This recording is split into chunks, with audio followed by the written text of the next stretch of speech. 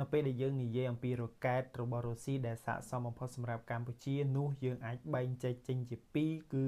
រ៉ុកែតបាញ់ស្រោចសម្រាប់កងទ័ពជើងគោកនិងមីស៊ីលយុទ្ធសាស្ត្រទាំងអស់នេះគឺជាប្រភេទដែលសមស្របសម្រាប់ភូមិសាស្ត្រនិងតម្រូវការយោធារបស់កម្ពុជា1 BM-21 Grad គឺជាស្ដេចរ៉ុកែតដែលកម្ពុជាធ្លាប់មានបទពិសោធន៍ប្រើប្រាស់ជោគជ័យបំផុតវាមានសមត្ថភាពបាញ់គ្រាប់រ៉ុកែតទំហំ122លីម៉ែត្រចំនួន40គ្រាប់ក្នុងពេលតែមួយវាអាចគំទេចគោលដៅលើផ្ទៃដីធំក្នុងរយៈពេលត្រឹមតែ20វិនាទី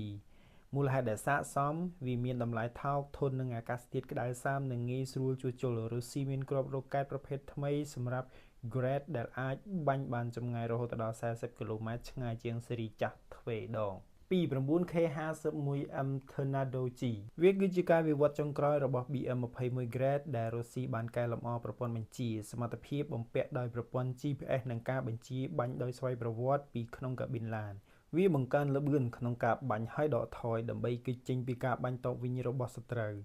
3 TOS-1A រ៉ុកែតកម្ដៅព្រះអាទិត្យនេះគឺជាអាវុធដ៏គួរឲ្យខ្លាចបំផុតមួយរបស់រុស្ស៊ីដែលស័ក្តិសមសម្រាប់ការវាយលុកក្នុងតំបន់ត្រួតពិនិត្យឬលេនដ្ឋានក្នុងព្រៃសមត្ថភាពប្រើគ្រាប់ប្រភេទ Thermobaric គ្រាប់បែកបឺតខ្យល់អុកស៊ីហ្សែនដែលបង្កើតជាកម្ដៅដ៏ខ្លាំងក្លានិងសម្ពាធខ្យល់បុកគំទេចអ្វីៗទាំងអស់ក្នុងរង្វង់គោលដៅ